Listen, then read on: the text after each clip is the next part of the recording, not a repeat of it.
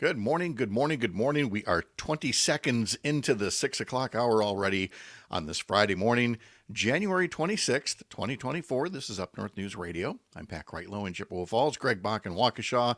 Keya Vakil joins us this hour from Los Angeles. We will be talking to Dan Schumacher, who is somewhere up in Ashland. We'll be talking to Mark Jacob in Chicago. I mean, we're practically an international show today, and we'll cover a little bit of President Biden's visit to Wisconsin yesterday in Superior, and also some of the nuttiness that came up as the state assembly debated another abortion ban bill. So all that is coming up 5 minutes from now when the radio show gets started right after news. So stick around. We'll see you soon.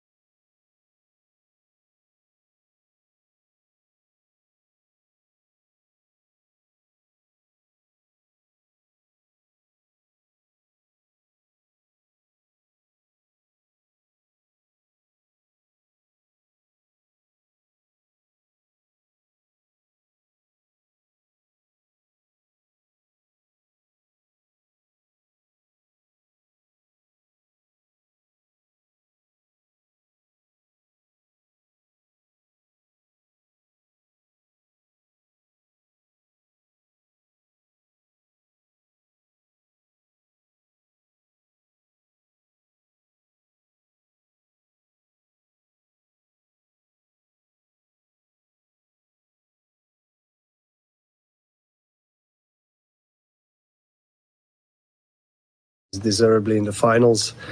He outplayed me completely today. He called it his worst Grand Slam match he's ever played. At 22, Sinner's the youngest player to reach the men's final in Australia since Djokovic's first title in 2008. This is CBS News. Think O'Reilly Auto Parts for all your car care needs. Get the parts and service you need fast from the professional parts people at O'Reilly Auto Parts.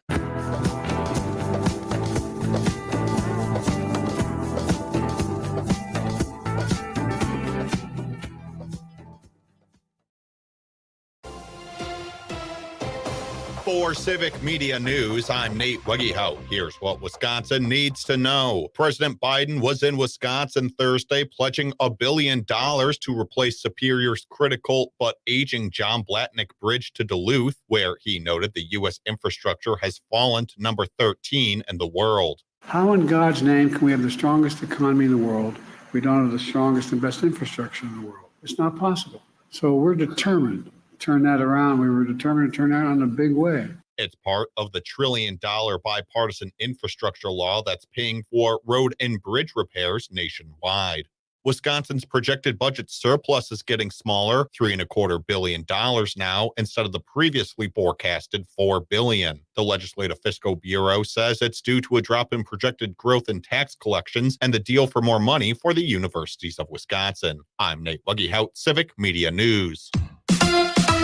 Badgers take on Sparty. Hi, I'm Mike Clemens with sports. Men's college basketball, the Wisconsin Badgers host the Michigan State Spartans at the Kohl Center, but the Badgers will be without their backup point guard. Kamari McGee suffered an injury to his ankle and right foot in the second half of their game against Indiana. McGee out of Racine St. Catherine's now listed as out indefinitely. Marquette hosts Seton Hall tomorrow at noon. NBA, the Bucks and Doc Rivers agreeing to a 4-year deal worth $40 million.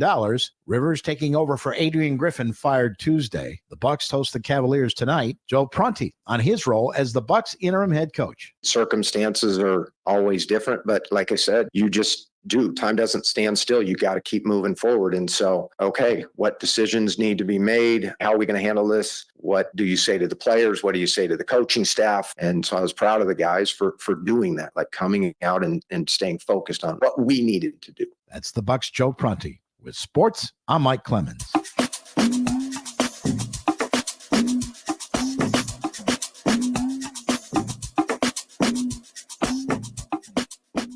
We have more fog out there this morning, and it's going to stay that way for a good chunk of the day. It's going to be cloudy, scattered rain showers. Visibility will improve a little bit by later this afternoon with a high of 39. Tonight, more patchy fog, a little drizzle, 35 tomorrow. Mostly cloudy with a high of 38. I'm meteorologist Sean Cable. Currently, it's 32. Hey, this is Aaron from the Todd Albaugh Show. On Friday, Todd continues his winter tour around Wisconsin, and we are joined by Peter Rapine of E-Bombs World. Join us noon to 2. Broadcasting to Waukesha at 101.1 FM.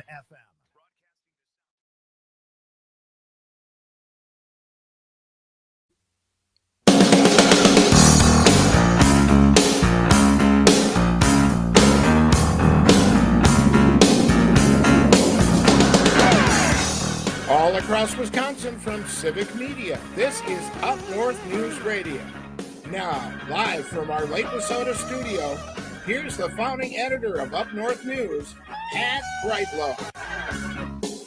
Well, hey there, Wisconsin. Good morning. It's 6:06 on this Friday, January 26th. And why am I making myself laugh? I'll tell you in just a second here. But first, I got to give you a proper greeting. It's a beautiful day to have you here up north. Even though it's really foggy, very dense fog all throughout Wisconsin, but it's always beautiful up here on Lake Wissota. Nice to have you here across the Civic Media Radio Network, through the app, through social media, through podcast. Nice to have you here on a Friday. My initial, I got a question for you, was going to be something about where's winter with the temperatures, being what they've been lately.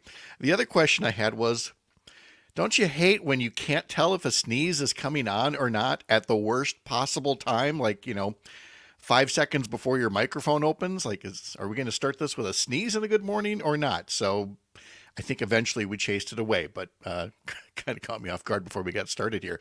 We've got a busy show again today on this Friday. We will be joined, of course, on Fridays by Courier Newsroom national correspondent Keya Vakil. We'll take a look at former President Donald Trump's performance in this week's New Hampshire primary. And if you look at it, if you look deeper at it, other than just Trump won, you'll see that America really is at an inflection point come Election Day. And what I mean is this: Trump polls terribly with moderates. But what if this campaign for the next few months is so muddy that enough moderates stay home in November, like they did in 2016? We will talk about some of the ridiculousness that was the Wisconsin State Assembly debating another abortion ban bill, and once again, the national attention and derision and laughter being forced on Wisconsin by the things Republicans say when they pretend to be experts on women's reproductive health rights. In our second hour, we will have a special guest here, Civic Media host and former U.S. Attorney Jim Santelle, who now hosts a Saturday morning show on Civic Media. He'll talk about how former President Trump is in a lot of legal hot water, but his supporters and attorneys claim that the laws at the heart of his criminal cases and at the heart of his ballot eligibility don't actually apply to him. And we'll ask Jim Santelle what he thinks about that. Mark Jacob will be around a little bit earlier than usual. He normally joins us Fridays at 7:30. He'll join us at 7:05 to review this week's media coverage of the presidential campaign. Dan Schumacher will preview the weekend in sports. Meteorologist Brittany Merlot will talk to us more about the fog and mild temperatures that we've got going on here. Speaking of those mild temperatures, at the top of the hour, they looked like this across Civic Media land. Up here on Lake Wissota, we are sitting at 35 degrees. I've been listening to what was left of the snow, melting off the roof, all day yesterday and again this morning. Hayward is at 34, Park Falls 33, Wausau 34. Green Bay reports 35 degrees, La Crosse 34, Wisconsin Rapids 34, Oshkosh 34, Madison 34, Waukesha 34. I swear to you, I checked all of these temperatures individually, Greg Bach, and a whole lot of people just said, 34 works for me. I'm going to stay here. 34. You'll get nothing more. So I guess where the warm spots are Lake Wissota and Green Bay at 35. Downright tropical. Park Falls is the cold spot at 33. Mr. Bach, how are you? I'm fine. That's with all the enthusiasm of somebody who stumbles to the finish line. It's Friday.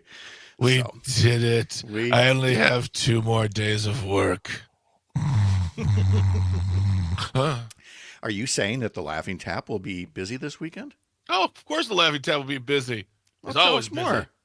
It's a wonderful little comedy club in Walker's Point. It's in Milwaukee. It's a neighborhood in Milwaukee. And tonight we have Chris Barnes, who is just a powerhouse, phenomenal comedian. He could probably stand on stage for 3 hours and do crowd work alone. Wow. And then tomorrow we have our local laugh showcase, which features 4 Milwaukee comics, 2 shows for that. So 7:30 and 10 o'clock. Tickets are available at laughingtap.com. Come on down. Very nice. All right. And we haven't had a Maybell update lately. How's the pooch?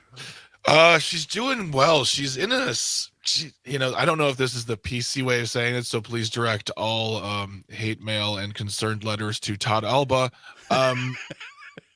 She's really in her spazzy stage, and everyone's like, oh, she's a puppy. I'm like, I know she's a puppy, but like, this is like otherworldly, almost seems like demonic type spazzy, where you're like, Yes. what's going on here, kiddo? But Yeah. she starts classes tomorrow. Oh, good. Okay. Yeah, she's gonna start classes. So we got that going. Very smart. Very wise. So, all right. Well, good. So as we unpack some of the news here on this Friday morning, getting things going, I was going to put my coffee. Today's coffee mug, by the way, is the one that says, I am silently correcting your grammar. Something owned by pretty much every journalist out there. But getting to President Biden coming to Superior. And again, I think for folks outside of Wisconsin, that might seem a little bit odd. Like, okay, Superior is one of the smaller cities in Wisconsin. It's about 27,000 people. He was there 2 years ago, and now he's coming back. What's the deal with that? And I guess you just would have to appreciate the Blatnick Bridge as a backdrop, whether it's for political purposes or if you were making a tourism commercial about Superior or whatever the case may be. And on the one hand, it's this powerful symbol as it arches over the shipping channels in the St. Louis Bay for these massive freighters to go back and forth out onto the Great Lakes. But on the other hand, it's also a rusting hulk. It could be a symbol of the Rust Belt. And so you've got a president who 2 years ago came and said, well, the bipartisan infrastructure law just passed, and it could help structures like this. Well, 2 years later, he comes back essentially with the metaphorical giant check, like at charity events and sports tournaments, to say that through the bipartisan infrastructure law, $1 billion is coming in to replace that bridge, just flat out replace it, because right now it can't even carry heavy truck traffic.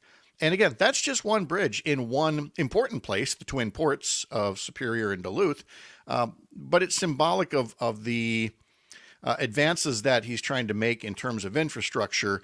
And again, I always frame it in terms of the work. Somebody wants to do the work. We've known for decades that we would have infrastructure that needs to be upgraded, but Congress never seemed to get around to, doing the work of allocating the funds for it. And the last Congress, controlled by Democrats during Biden's first 2 years, actually did the work. So for just over a minute or so, let's listen to the president talking about the bridge and talking about that focus on getting the work done in infrastructure.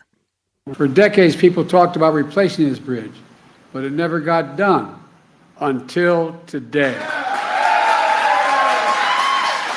Until today.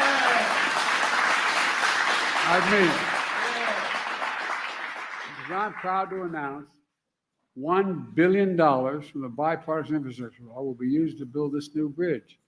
A new bridge that will increase capacity for large trucks and oversized loads. A new bridge with a modern design, wider shoulders, smoother on and off ramp. A new bridge with a shared path for pedestrians and cyclists.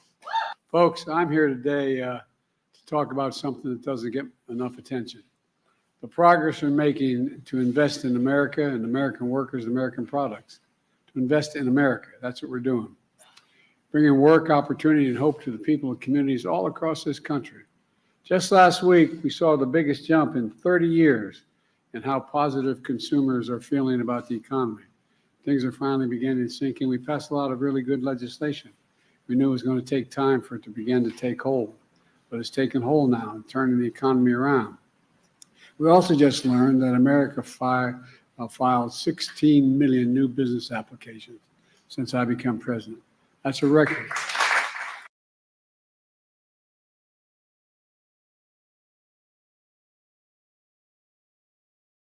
16 million businesses he talked about being created there, he said, turning on his mic belatedly. That's not just people who are going to be, working on bridges and roads. These are people who are taking the chance to start their own business because the economy has picked up far more so. And he spent a lot of his speech talking about all the predictions for well over a year now that, a recession was right around the corner, and Donald Trump and others rooting out loud for a recession, rooting out loud for a government shutdown, the kinds of things that would hurt Americans. And it hasn't come to pass because things have been getting better. The direct result of legislation that was passed through the Bipartisan Infrastructure Law, the CHIPS and Science Act, the American Rescue Plan, all the things that passed when Democrats were controlling the House and the Senate and the White House.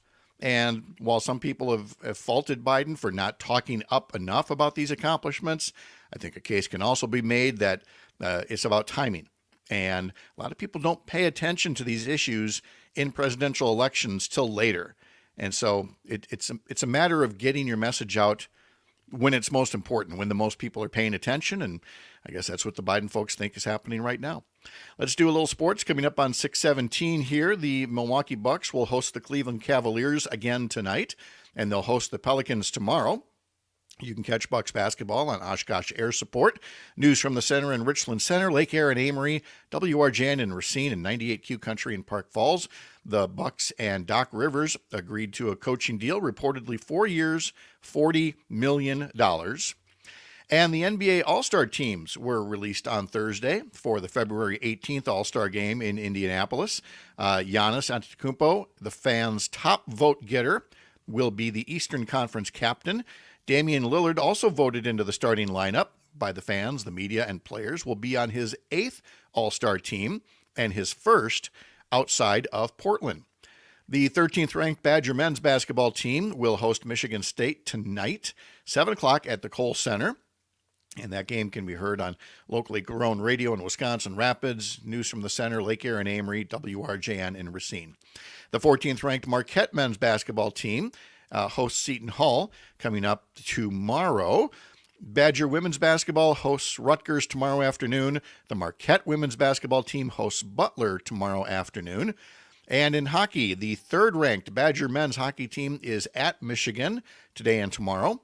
And the 2nd-ranked Badger women's hockey team is at Minnesota Duluth for Friday and Saturday. And then we'll talk a little bit more sports with Dan Schumacher coming up. We've got those big AFC and NFC championship games coming up this weekend to find out who ends up going to the Super Bowl.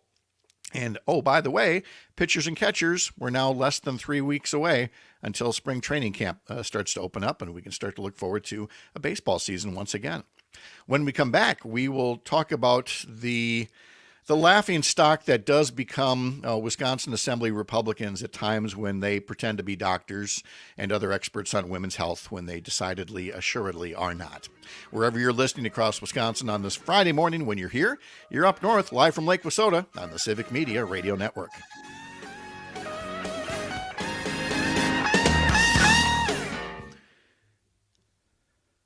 WAUK. Robert Hack Diamonds pays cash for your unwanted gold, silver, and even diamonds. That's right. Robert Hack Diamonds wants to make you an offer on your gold, silver, and diamonds. The process is very simple. No appointment needed. Just come on in, sit down in a nice, relaxed atmosphere, and the staff of Robert Hack Diamonds will evaluate your unwanted gold, silver, and diamonds and make you an offer on the spot. Then you can decide if you want a deal or no deal. Robert Hack Diamonds can also convert your old jewelry into something new or trade in your outdated pieces for something new and exciting. Many people inherit jewelry that might not be your taste, but you are sentimental. Why not have Robert Hack Diamonds take the golden gems and create something for you? So many options at Robert Hack Diamonds. Again, Robert Hack Diamonds pays cash for your unwanted gold, silver, and diamonds. See them in Brookfield, just east of Moreland on Greenland Avenue, or 76 in Layton, right on the corner in Greenfield. RobertHackDiamonds.com. The show.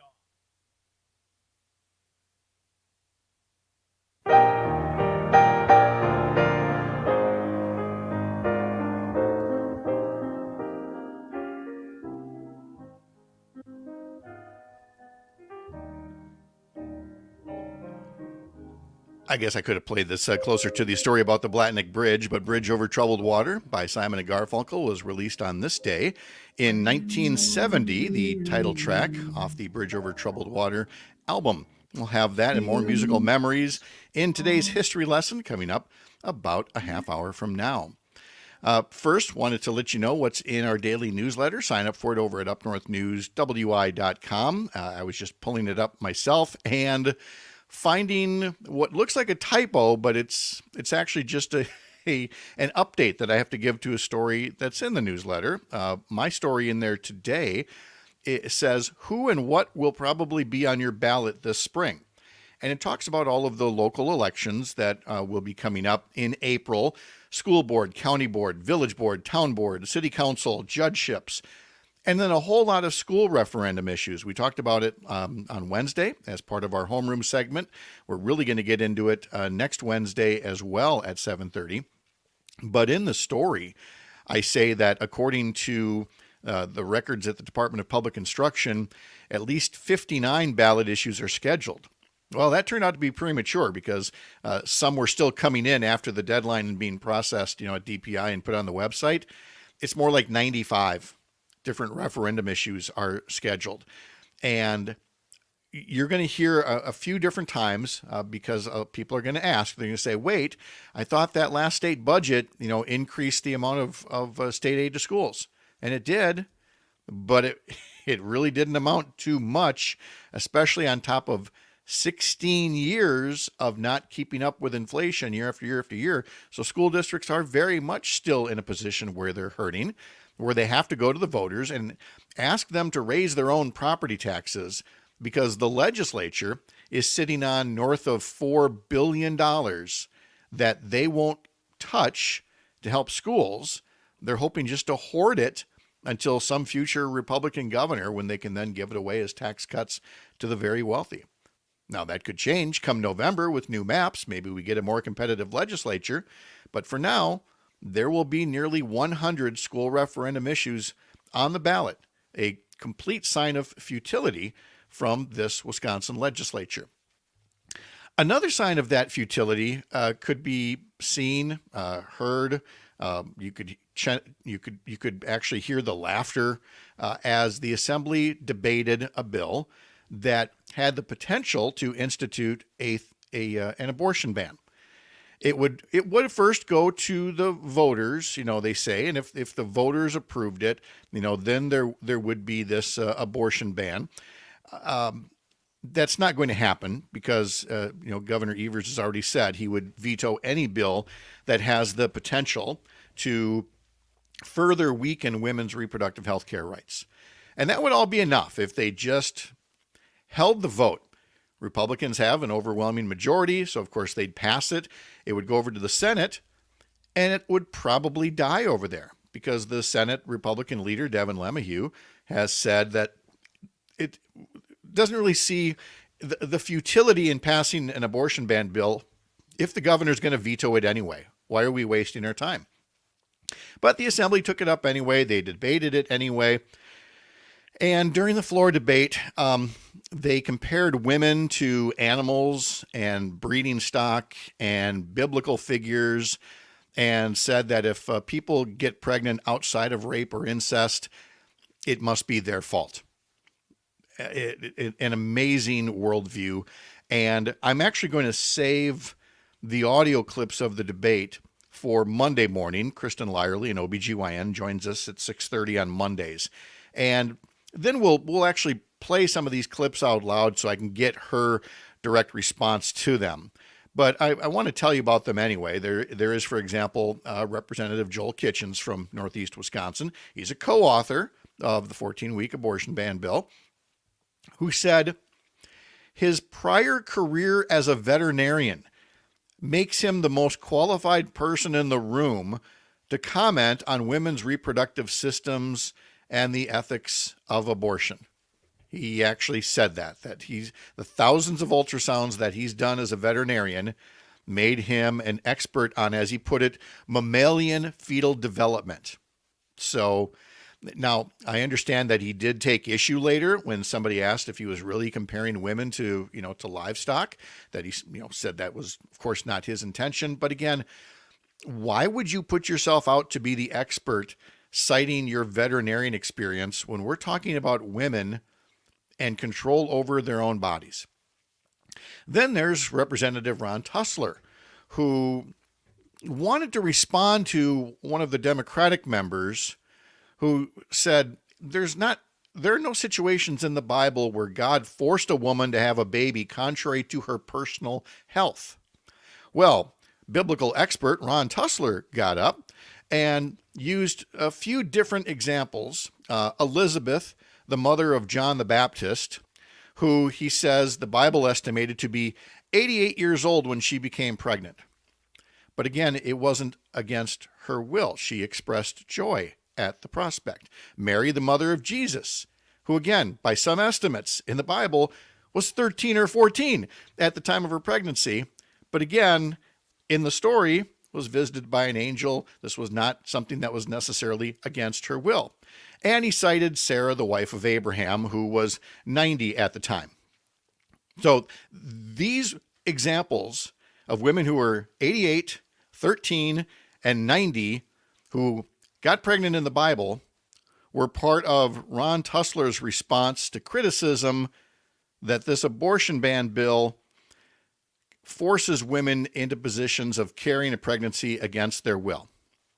As if all of that weren't enough, as Ron Tussler is wrestling with biblical logic here, a couple of Assembly Democratic women, Melissa Ratcliffe and Christine Sinicki, walked behind him as he's giving it, and they did such a double take when he started to bring this up, and they gave each other a look like, is this seriously the argument that they're making? And then there was one of the authors of the bill, Representative Amanda Nedwinski, who again went on to talk about personal responsibility. And by the time you get done with, listening to her remarks, where she says, at the end of the day, unless you've been in a tragic situation outside of your control, if a woman doesn't want to become pregnant, there are choices involved in that. In other words, any woman who decides that contraception is just not the thing for her. She may have concerns about it. There may be other health reasons why she's not on contraception. She may not be in a relationship and has no intention of getting pregnant.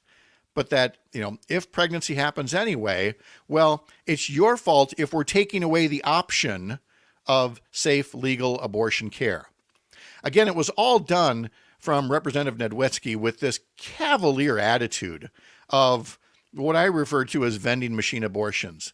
They honestly think that most abortions are careless women who are 8 months along and say, I don't feel like being pregnant anymore, so I'm going to go to this vending machine, and as easy as buying a candy bar, I'm going to, kill this fetus.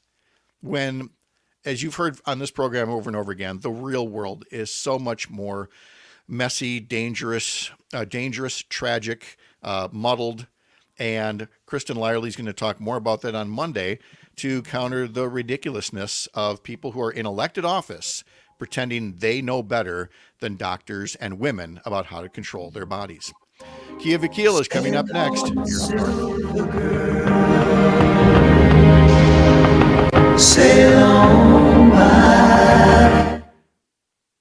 Shaw, WAUK. This report sponsored by Current Electric, home of the superhero. Current Electric, a pioneer in solar energy for residential and commercial in the state. Go to callcurrent.com. This is Chuck Smith, founder of Current Electric. I want to thank you, Southeast Wisconsin, for making us #1 electrical service company in our area. From residential and commercial to all things solar. Do you know the #1 reason people call Current Electric? It is trust. We answer the call. They trust our heroes in their home and businesses. With 8,500 five-star reviews and growing, I'm so very proud of our team of heroes. Go to callcurrent.com. That's callcurrent.com, home of the superheroes. Finally, it looks like the United States is capitalizing on our lower price and the international marketplace to try to move some dairy products I'm Pam Yankee, starting you off before the opening bell on a finally Friday morning. Quick look at what's happening in agribusiness news. Colin Kadis is a broker analyst with Everag, and he says they're getting rumbles now that export sales are happening.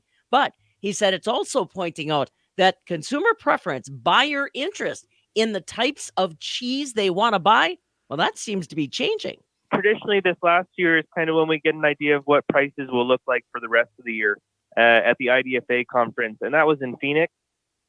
We are hearing some rumors that we are getting exports on the cheese side, which would really help prices. And then the thing that maybe is depressing prices is that the hard Italian cheese, consumers and restaurants are not interested in Parm. They'd rather eat cheddar because it's cheaper. And so that's maybe why the price is still low, is the hard Italian folks are just blowing through cheese and destocking. Colin Kadis, he's a broker analyst with Everag. Now, if that trend holds true, the international appetite more for cheddar versus hard Italian cheeses, our Wisconsin cheesemakers are going to have to pay attention. Last year in the state of Wisconsin, we had 36 cheese plants producing cheddar cheese, but we also had 7 plants making Parmesan wheels and 6 plants making Romano wheels. Markets and overnight electronic trade on a Friday morning. Everything is in the red, including the Dow Jones Industrial Average. Numbers are next. Dairy farm families in the state of Wisconsin contribute 15 cents per hundredweight of milk to dairy research, promotion, and education. Where do those dollars go? Chad Vincent, CEO of Dairy Farmers of Wisconsin, explains the impact that your checkoff dollars has. Yeah, well, there's a lot of different ways. The Texas A&M does an annual study, and I think the last one was for every dollar that is spent and invested for a farmer money, that's like a $4.78 return. Dairy per capita consumption has increased by 80 pounds per person, or about 2.2 pounds per year. Our dairy consumption has grown 6% in the last 5 years alone. One of the measurables that we have is we invest in PR, which is where we provide story ideas to editors and newsrooms around the country. And then if they pick those stories up, they'll tell them for free. We earned over $70 million in publicity and PR last year across major news networks, local news networks, farm networks, everywhere. It's pretty cool that we were able to spend $1 million and get $70 million worth of media investment return. That was Chad Vincent, CEO of Dairy Farmers of Wisconsin, along with us. If you have questions, head over to wisconsindairy.org. On Thursday, barrel cheese dropped a penny and 3/4 to $1.44. 40-pound block cheese was up 2 1/4, $1.52 1/4, while AA butter gained 11 cents yesterday to $2.68 3/4 per pound. This morning, December new crop corn's down a penny and a half at $4.79. November new crop beans down 2, $11.94. July wheat's down 4 at $6.23. I'm Pam Yankee. You're listening to The Shaw, WAUK.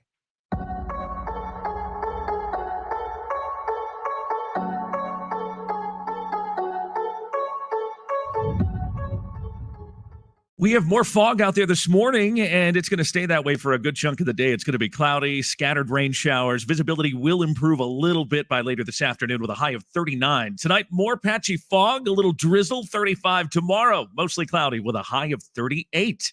I'm meteorologist Sean Cable. Currently, it's 32. I'm Dr. Jasmine Zapata, Chief Medical Officer for Community Health at the Wisconsin Department of Health Services. Every year in the U.S., about 21,000 lung cancer deaths are caused by radon, an odorless, tasteless, and colorless gas. 1 in 10 Wisconsin homes has high levels of radon. Does yours? Call 1-888-LOW-RADON or visit lowradon.org.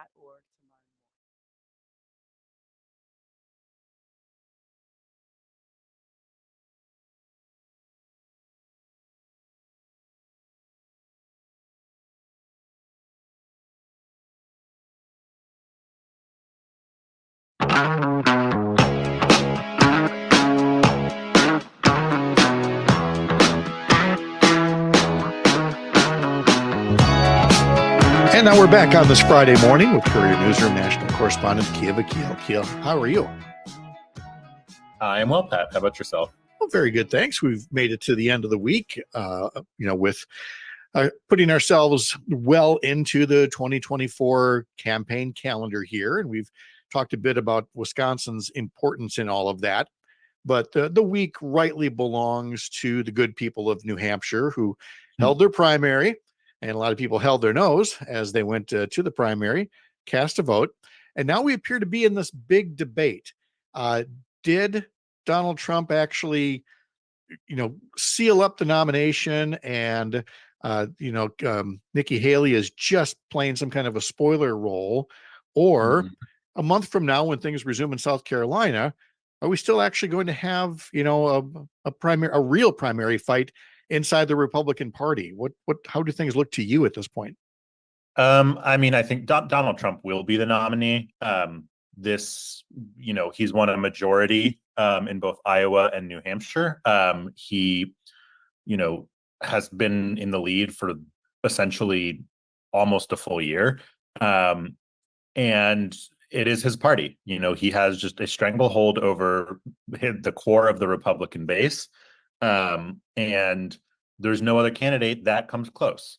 That said, the results in New Hampshire and to a lesser extent Iowa do show vulnerability.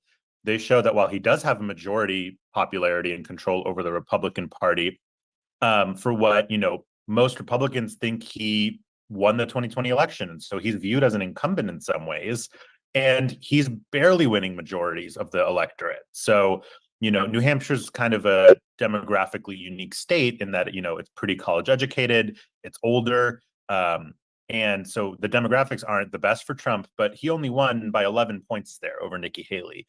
And based on what you might think about him and how he portrays himself as, the king of the party, you'd expect a bigger win.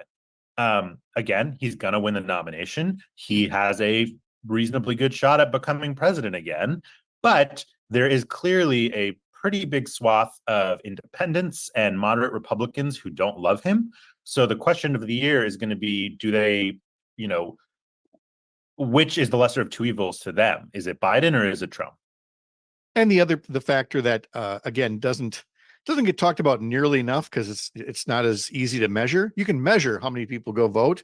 It's tougher to measure how many people decide not to vote. 2016 being the ultimate example of people saying, oh, I can't tell the difference between Hillary and Trump, so they don't even go. Now it's, okay, Trump doesn't appeal to these moderates. Do they actually come in anyway and say, well, I'm going to vote for Biden, or do they say, I'll just stay home, and that just increases Trump's odds of winning? And, it just seems that Biden and company will have to be the ones motivating people to vote. And all Trump has to do is muddy up the waters, which is, that's like breathing to him. Yeah, exactly. I think you're exactly right. And, that's where it is incumbent on, the president and his campaign and Democrats, frankly, to give people a affirmative, positive reason to vote. And there are a lot of people, who are frustrated that these are the choices, that feel like cynical or want to tune out. And it is objectively true that Trump is a threat to democracy in a way that Biden is not. It is just fact that, these two candidates come from completely different universes in terms of how they govern. That said, I don't know that a lesser of two evils approach is going to appeal to a lot of these people. You have to give them something to vote for. And he has a lot of time to figure that out. Well, and Biden, for his part, is trying to make that case. He certainly made the case yesterday in Wisconsin, talking about infrastructure, and then all of the policy wins that he got during his first term in office. But there are also things that haven't yet been accomplished. One of them is for me, it's another one of these aha moments where you think, aha, this is the thing that's gonna sink Donald Trump. And I'm talking specifically about the possibility of a bipartisan border security deal. And we learned this week that Senate Republicans are suddenly not nearly as gung-ho because of something Trump wants. Mm-hmm. And you'd think at this point it would sink in with voters, like, these guys really don't want to do anything, especially about the border. How is that shaking out? Yeah, so Congress has spent several weeks negotiating a bipartisan border deal. And, the outlines of that deal have been kind of fuzzy. There's not any final agreement out. A lot of observers, myself included, have thought this is a giant waste of time since the beginning because we knew Donald Trump would do this. And this week that's happened, where he has come out and essentially threatened senators and Congress people to oppose the deal unless they get everything, which will not happen. So effectively, he has killed this month-long effort to address some of the issues at the border and reform the immigration system. And the sole purpose of that is so that he can keep it as a live issue to try to hammer President Biden with and try to say, oh, the border's an issue, the border's an issue, no one's fixed it. But he's the one preventing a possible fix. And again, it's not just this thing that's been going on for a month. It's No. been 38 years Yep. since you had comprehensive immigration reform, Tip O'Neill and Ronald Reagan, bridging their differences to do something. And every time it feels like you're almost there, you have it being Republicans, the one to pull the plug. And you just got to wonder, at what point do enough voters say, hey, you never actually wanted to do anything about this. You just like to scare us about it. And it's Yeah, like, that's I don't know when it's going to exactly happen. right. And this isn't, Trump isn't the first Republican to do this. Famously in the Bush era, there was almost an immigration deal and it didn't happen. You could even say this wasn't on immigration, but when they blocked Merrick Garland from being appointed to the Supreme Court, it's the same thing to keep it a live issue for the election. So Trump is now, nixing something Mitch McConnell supports, but he learned from Mitch McConnell. Like, this is something the Republican Party has done on a whole host of issues for decades. And will continue to do so, again, until the dynamic changes quite thoroughly in Washington, D.C. Now, so back to the issue of the economy and President Biden. We talked about his infrastructure tour, but the overall economic indicators themselves, again, this week, all the economic data is overwhelmingly positive, and yet. Mm-hmm. And we're going to talk to Mark Jacob about this in our next hour. The way that the press covers this is, it could be good news, but maybe it's not. It's like, no, there's been nothing but uniformly good news this week. Yeah, I mean, we saw that the economy grew at a little over 3% in 2023, which is a big increase from 2022. Prices have continued to, inflation has started to return to, closer to the 2% target. That is the goal. Wages went up, consumer spending was up last year. So it's very much, there's this idea of a quote soft landing from the pandemic where you avoid a recession. Obviously the inflation of the past couple of years has hit families hard, but it would not, if we, most of your listeners are probably old enough to remember the outcome in the aftermath of the Great Recession. This has not been that.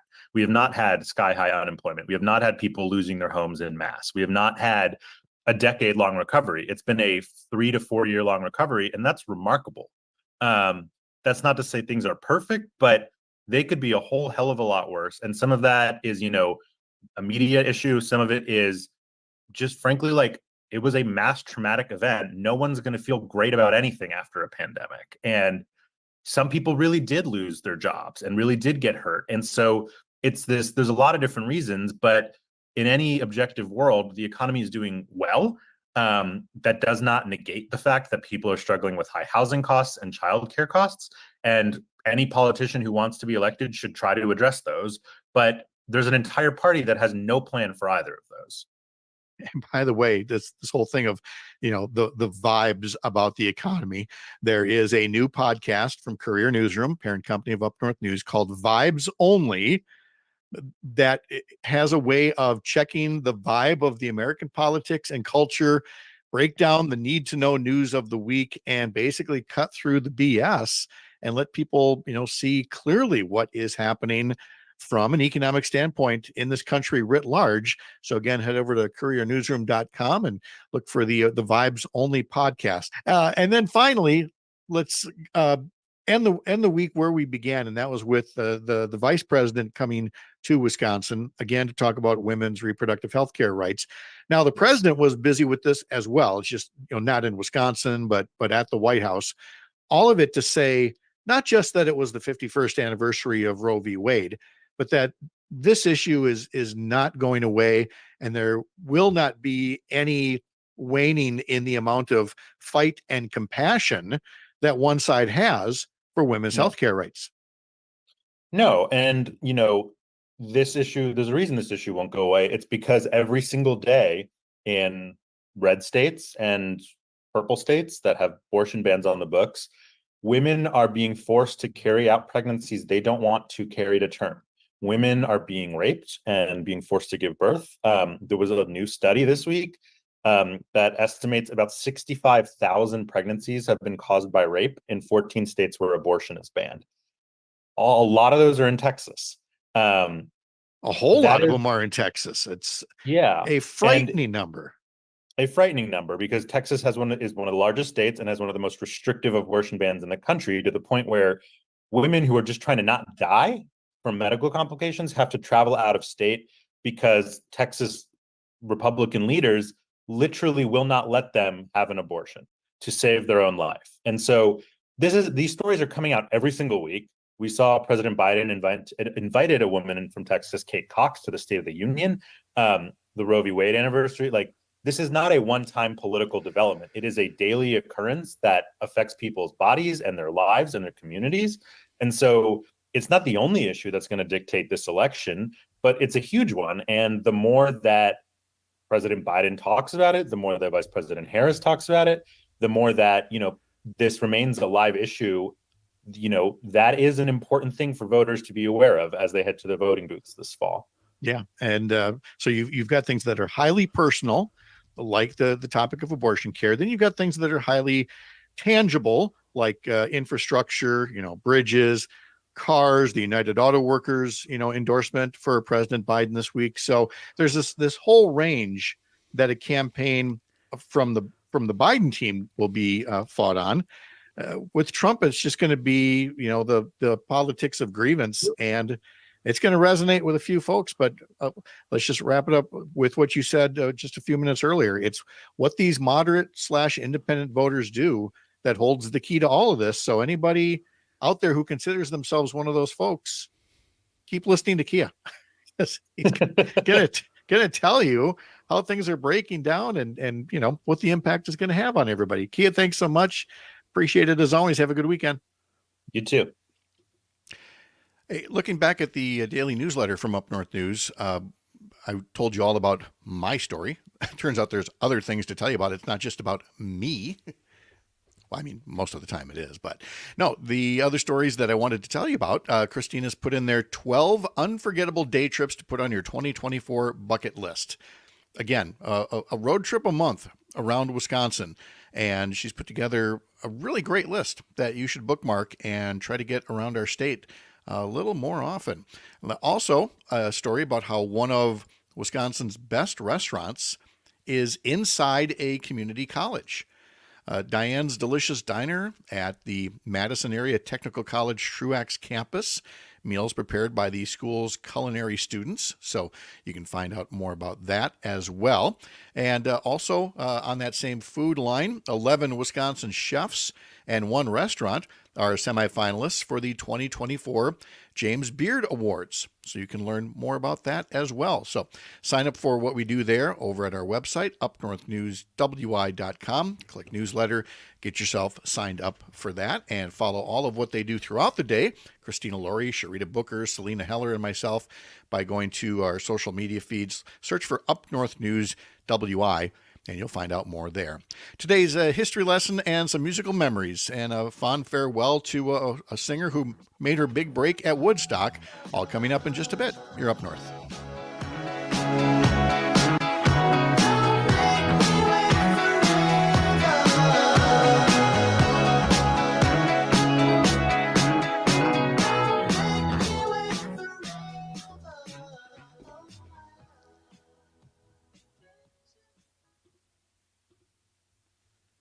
Shaw, WAUK. This is Mean Gene Okerlund, and I'm talking with Brett Yulberg, owner of Robert Hack Diamonds. Brett, I hear you pay cash for gold. Not only gold, but silver, diamonds in any form like jewelry, teeth, coins, flatware. Why should I sell you my gold? Why not? Our store is the only store that recommends you shop around before you sell. This way you know you're getting the most money. But if Robert Hack Diamonds can't beat a competitor's offer on your scrap gold, we'll give you $20 just for letting us try. Hey, what if I'm shy? You? Well, at Robert Hack Diamonds, we sit with you at a table. We go through your items and make you an offer. You're not pressured, and we offer more on jewelry that we can resell. Can I trade my gold for a new piece of jewelry? Of course you can, and not only that, we can custom make a piece of jewelry using your gold and gems. Hey, there you have it, folks. Sell your gold to my friends at Robert Hack Diamonds.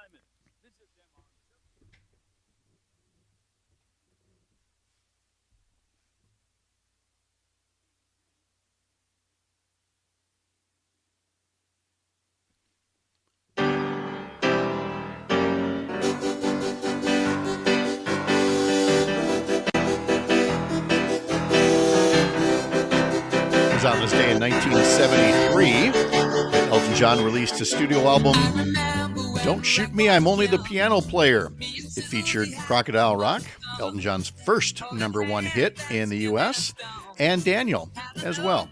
Again, this day, now 51 years ago. Big happy birthday to Mr. Baseball. Bob Uecker is 90 years old today, Greg Bach. 90. Oh, Bubba Bob boy. Uecker. And still going strong last season on those calls, you know. So good on him. Just want to see him get a ring. I want to see him be with a oh my God. I can scarcely imagine the joy he would feel if he could just get that ring and get it at the age of 90. So no pressure, boys. Get it done for you. The Brewers. Get it done for you. Happy birthday, Bob. Ellen DeGeneres is 66 years old today. The great one, Wayne Gretzky, greatest hockey player ever, is 63 years old today.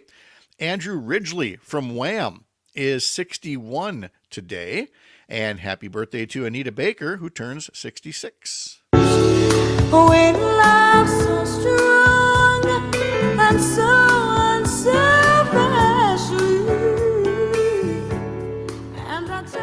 It was on this day in 1980 that Prince first performed on American Bandstand. We talked about Bridge Over Troubled Water by Simon & Garfunkel being released this day in 1970. And one more birthday, somebody not with us any longer, Eddie Van Halen, who passed away in 2020, was born on this day in 1955. Jump!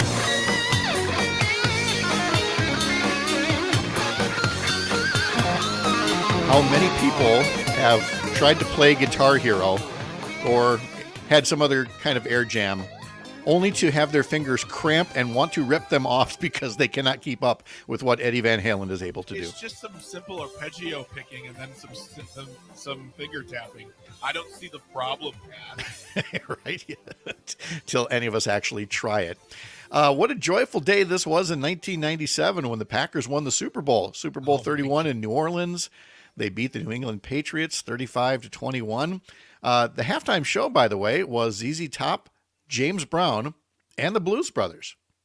Dang. I think we should remember that just for that show, but it's all just kind of a fuzzy memory because you're thinking about the game. Brett Favre throwing an 81-yard touchdown pass to Antonio Freeman. Desmond Howard returns a kickoff for 99 yards for a touchdown. Those were good days.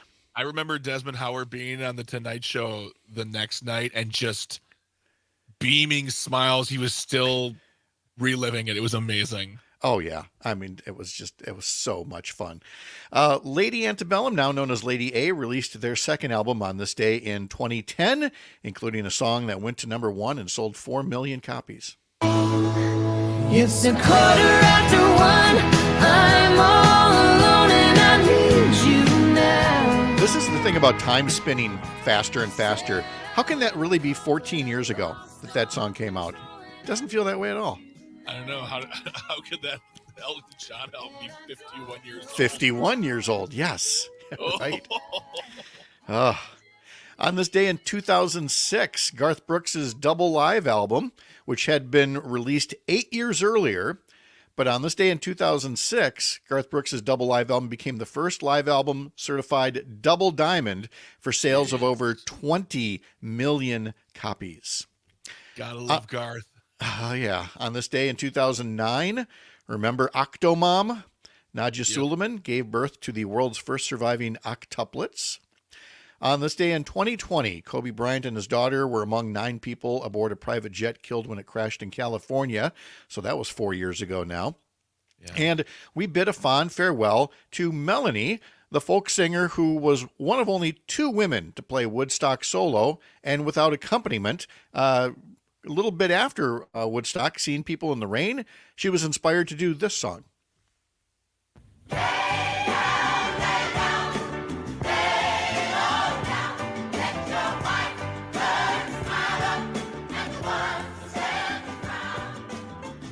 Melanie was already a feature of the folk music scene in Greenwich Village and moved beyond, that particular genre and managed to get a top 40 hit with quite the novelty song about roller skates. Can I make a confession, Pat? Yes, you can. I didn't know until late last year that this was Melanie. I always thought it was Joni Mitchell. Oh, really? Yeah. Well, I can see that, yes.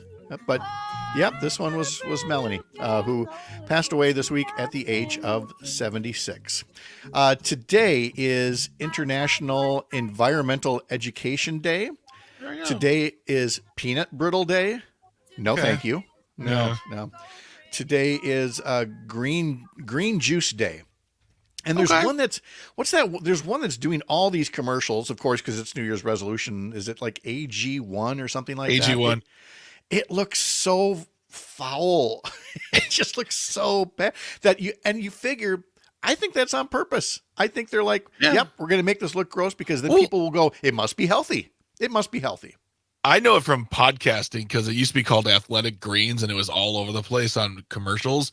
But yeah, I mean, I get that. And also like when that whole product called Soylent came out, where they're like, do you want to just get your protein? Go for something. Who let this happen? Soylent Green is people. Let's see. What's Roger putting on Facebook here? Bob Uecker once joked that after he hit a grand slam off of pitcher Ron Herbel, when his manager Herman Franks came out to get him, he was bringing Herbel's suitcase. Uecker has every great, hapless baseball joke that there is out there. Just love the guy. And he could just tell those all day long.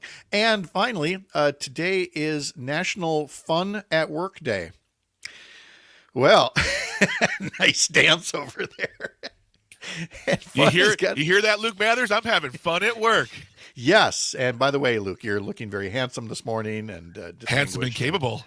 Handsome, capable. Yes, you've got the whole thing going. So thank you for making it so easy for us to have fun at work. And I have to say, I do feel very blessed that way. Many of my jobs have been fun, especially the radio and TV jobs, because I always joke they must pay us in laughter, because they can't afford to pay much more than that, at some of these radio and TV stations. But man, you laugh a lot, you have a lot of fun, compared to the pressure cooker that is other people's lives. So we'll take it. So you all go have some fun at work today. Mark Jacob normally joins us at 7:30 on Fridays, but he's got a calendar conflict, so he's going to join us a little early, right after the news break here. And then former U.S. Attorney Jim Santelle, now a Civic Media radio show host, will join us at 7:30. And then Dan Schumacher to wrap things up on a Friday here on Up North News Radio across the Civic Media Radio Network. Don't go too fast, but I go pretty far for somebody who don't try. Southeast Wisconsin informed, engaged, and entertained. This is The Shaw, 540 AM and 101.1 FM, WAUK. Enjoying this local program? Find the complete Civic Media lineup at civicmedia.us or the Civic Media app.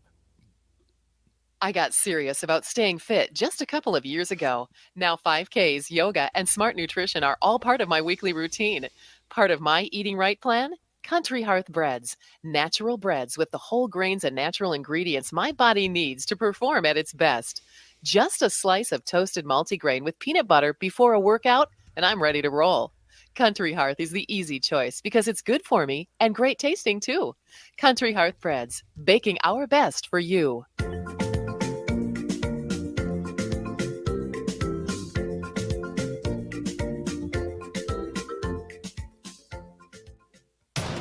You're listening to The Shaw, WAUK 540 AM Jackson, W266DR Waukesha, and always streaming on the Civic Media app. This is the CBS World News Roundup, sponsored by Staples. I'm Stacy Lynn. In Alabama, a death row inmate was executed using nitrogen gas, a method many found to be controversial, including Jeff Hood, the inmate's spiritual advisor. We saw this mask tied to the gurney and him ripping his head forward over and over and over again. And we also saw correction officials in the room who were visibly surprised at how bad this thing went. But State Attorney General Steve Marshall said that nitrogen gas has proven to be an effective and humane method of execution. Kenneth Smith was convicted of a 1988 murder. The state tried to execute him by lethal injection 2 years ago, but aborted it after they struggled for hours to get an intravenous line into his body. Alaska Airlines is expected to resume flights on some Boeing planes today. CBS's Jared Hill tells us the FAA had grounded the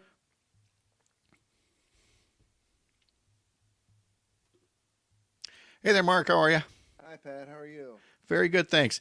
Hey, I just want to let you know I see you. I'm going to tuck you back in the waiting room, not just for the radio news, but then we do a live weather report after that, and that way you don't have to worry about rustling papers or breathing heavy. But I got you there, and I'll bring you in at the tail end of the weather update. Cool, thanks. All right. from The Hague. The judges have to have been convinced by South Africa's arguments that there is a plausible risk of violations under the Genocide Convention and that the Palestinian population in Gaza faces a real and imminent threat of irreparable harm. Closing arguments are set to begin this morning in E. Jean Carroll's defamation lawsuit against former President Trump. Jurors return for closing arguments and could potentially begin deliberations over this possible 8-figure defamation sum by lunchtime. That's CBS's Errol Barnett. Trump was in court yesterday. He intends to be there today as well. Major flooding in Texas. This woman's car got stuck in the high water near Houston. I stand 5'3", and so the water was up to my knees.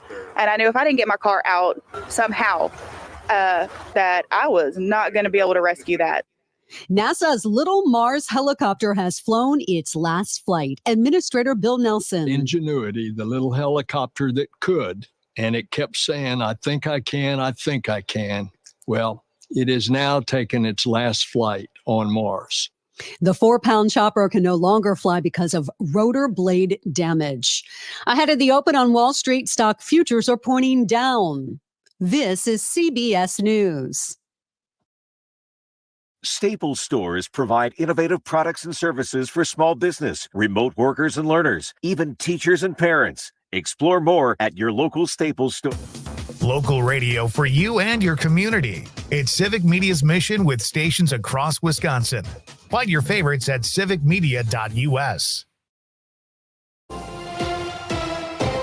For Civic Media News, I'm Nate Weggehout. Here's what Wisconsin needs to know. President Biden was in Wisconsin Thursday pledging $1 billion to replace Superior's critical but aging John Blatnick Bridge to Duluth, where he noted the U.S. infrastructure has fallen to number 13 in the world. How in God's name can we have the strongest economy in the world? We don't have the strongest and best infrastructure in the world. It's not possible. So we're determined to turn that around. We were determined to turn that around in a big way. It's part of the $1 trillion bipartisan infrastructure law that's paying for road and bridge repairs nationwide. Wisconsin's projected budget surplus is getting smaller, $3.25 billion now, instead of the previously forecasted $4 billion. The Legislative Fiscal Bureau says it's due to a drop in projected growth in tax collections and the deal for more money for the universities of Wisconsin. I'm Nate Weggehout, Civic Media News. The Bucks sending 2 to the All-Star game. Hi, I'm Mike Clemens with sports. The Milwaukee Bucks with 2 players named starters in the NBA All-Star game. Giannis along with Damian Lillard. LeBron James named for the 20th time, the most in a career, surpassing Kareem Abdul-Jabbar. The Bucks have worked out a deal through 2027 for Doc Rivers as the new head coach worth $40 million. General manager John Horst and how he told the players they had fired Adrian Griffin as head coach. Like the pace of these things are fast. And so you do the best you can to communicate to folks real time so they can hear it from you, whether that's text message, phone calls, maybe you see them in person. Men's college basketball, Badgers host Michigan State at the Kohl Center. Seton Hall will play at Marquette tomorrow at noon. NFL, more head coaching jobs filled. The Titans introducing Brian Callahan. The Carolina Panthers hiring the Buccaneers offensive coordinator, Dave Canales. After 2 interviews with Bill Belichick, the Falcons hired Rams defensive coordinator Raheem Morris. It's his second head coaching job, the last with Tampa Bay in 2011. With sports, I'm Mike Clemens.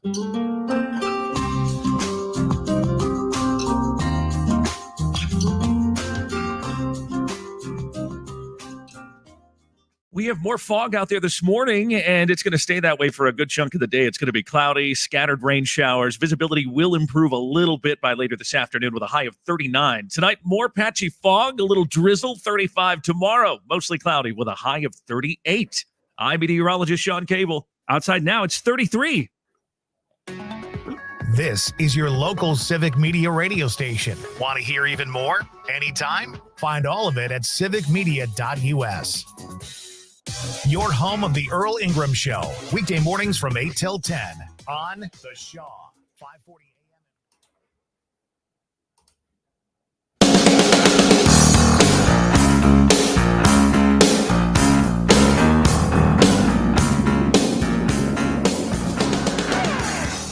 All across Wisconsin from Civic Media, this is Up North News Radio.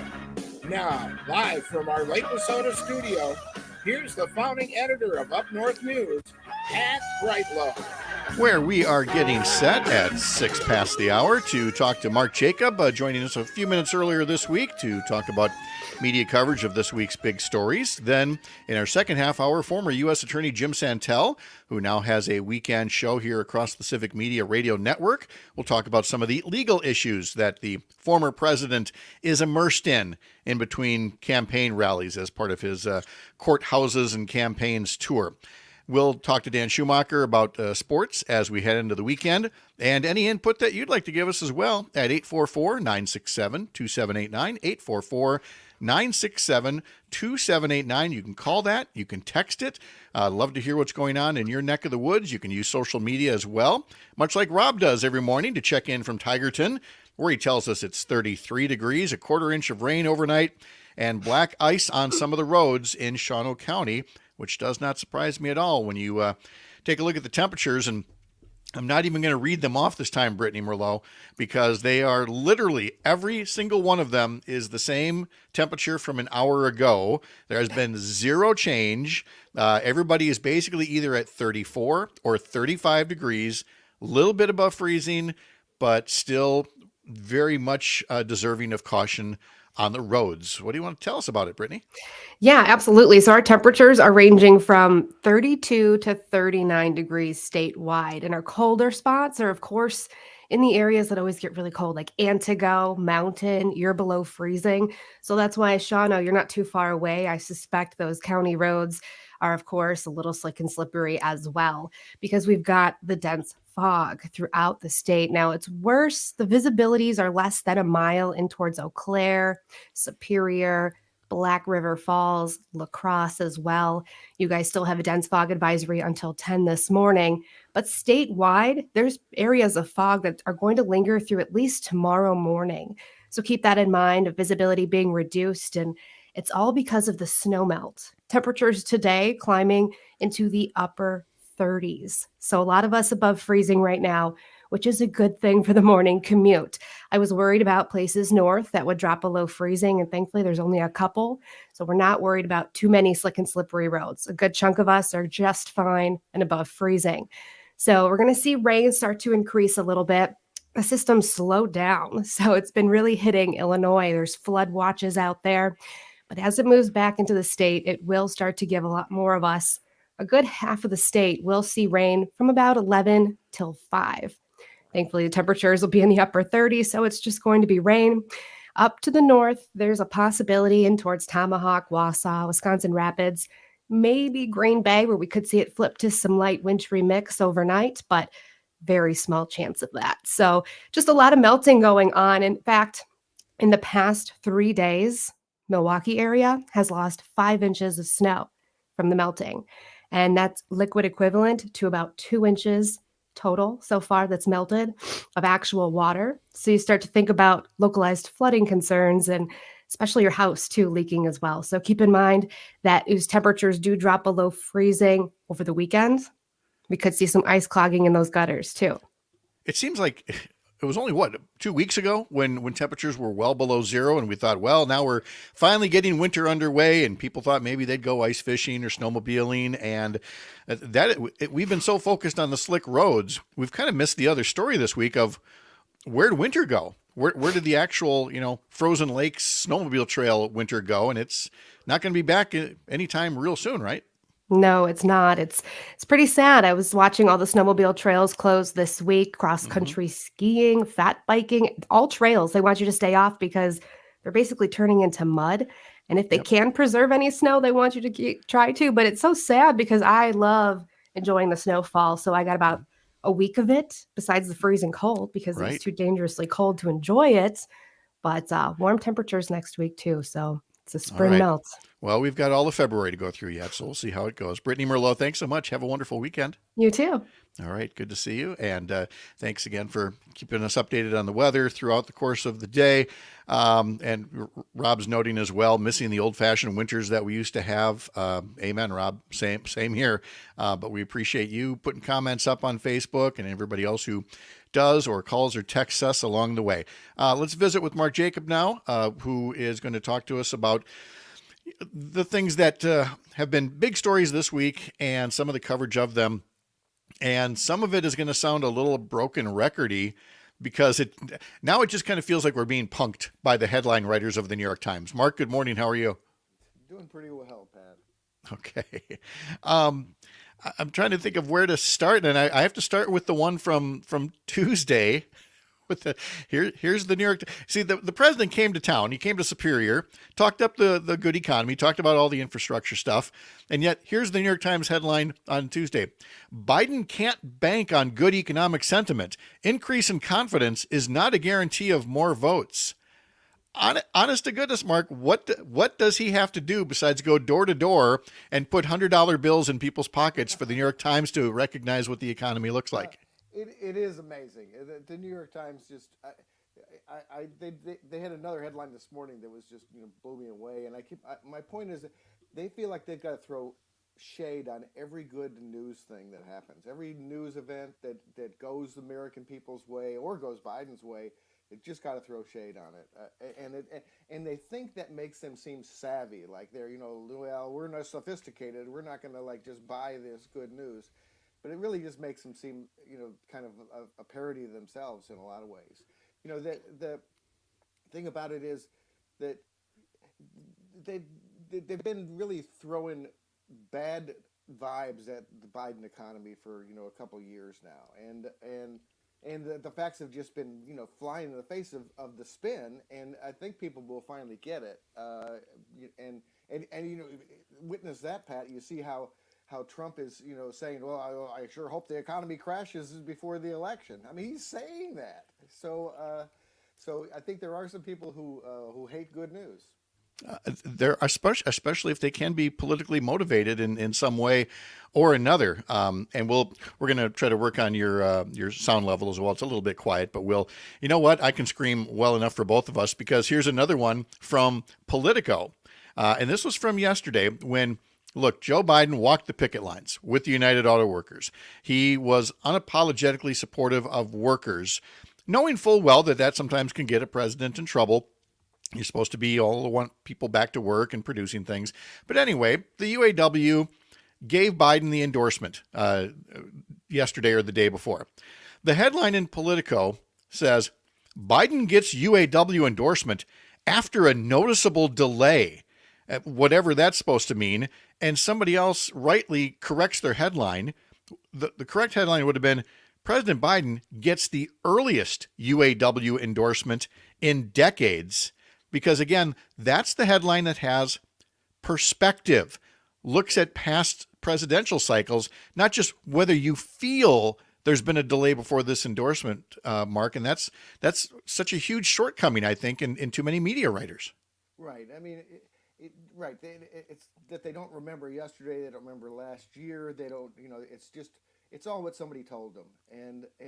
And also, Pat, what's wrong with actually just delivering the news? I mean, I think there's this kind of over-analysis that just tries to find some sort of silly spin on it instead of saying that the United Auto Workers has endorsed the president. And if you want a spin, a good spin is that he's probably the most pro-union president maybe ever. I mean, it's not like presidents before even made any comment about these auto worker negotiations with the automakers, but he went in and helped solve it. He helped solve the situation in a way that the auto workers got a great contract. The auto industry is doing pretty darn well. I mean, I don't understand that in these troubled times why the news media doesn't like success. Well, here's our latest example that I found on your Twitter feed here. Again, New York Times headline. It's boom times for Obamacare. Will it last? A record 21 million people signed up for marketplace plans in 2024, drawn in part by expanded subsidies that are set to expire after next year. So again, that's next year when almost anything can happen between now and then. But again, after a record number of people sign up for Obamacare marketplace plans, it's will it last? I mean, why? I like to joke that the New York Times headline for the Super Bowl would be Kansas City Chiefs win Super Bowl, putting pressure on them to repeat next year. Yeah. I mean, that would be a typical New York Times headline, which casts negative view on positive news. It works both ways, by the way, because here was an opinion piece in the Washington Post this week, I believe. Opinion: Trump is authentic, appealing, and funny, and that's what makes him dangerous. Again, I swear to God, these aren't made up, Mark. They're not. They're real. Yeah, I know, and that was the Washington Post, and I posted that on social media, and my view of that was, you really don't need to publish everything that somebody sends you an email offering. I mean, you don't. There's, edit better is what is my philosophy of that, and nobody thinks that. I mean, nobody with a brain thinks Trump is charming. He's not funny either. I mean, this idea that he's some sort of like great humorist. No, it's like his jokes are almost always at the expense of people. They're just dumb jokes. I mean, I don't know what to say about that. I don't know why the Washington Post publishes that other than to say, hey, we're really fair. But they're not really fair. They're really stupid. Yeah. I mean, I would come back to, I believe it was Politico or Political Magazine that did a piece about, what they thought was the typical New Hampshire voter. And it was, just this one guy, about my age or so. And there shouldn't be any reason for him to be such an angry soul. And yet he is. It was, it was Politico. The headline is, "Our system needs to be broken and he's the man to do it." Is this guy talking about how Trump needs to break the country, even though it would, again, break the country for no good reason? Right. Well, speaking of breaking the country, I don't know if you've talked much about this border deal that Trump is trying to sabotage. I mean, yeah. I mean, think about it. So the Republicans have been complaining about the border deal, this compromise. They've been complaining that we need one, that we need to, fix the border. That's all you hear. And yet, when actual people in Congress try to fix the problem, try to do actual government, not just politics, he tells them, stop, don't do it until, because I need it as an issue. Right.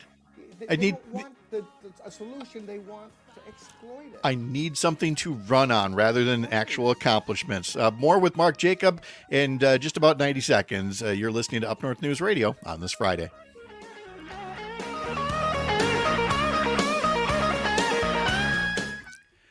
All right, let's see if we can play with that sound there, Mark, because it is super.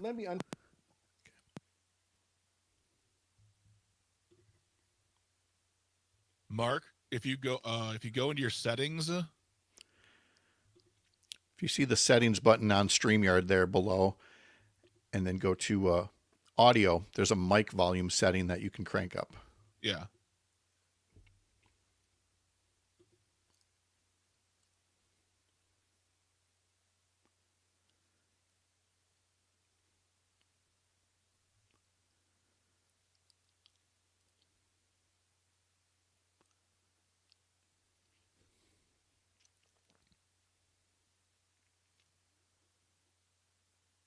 If not, if that's not the solution, we need to go into the settings on your computer. But we're coming back in 10 seconds. So oh yeah, 10 seconds. So yeah, and I'm not hearing you at all now, Mark. So oh boy. Okay. Oh, wait a minute. Yeah, you've got yourself muted somehow.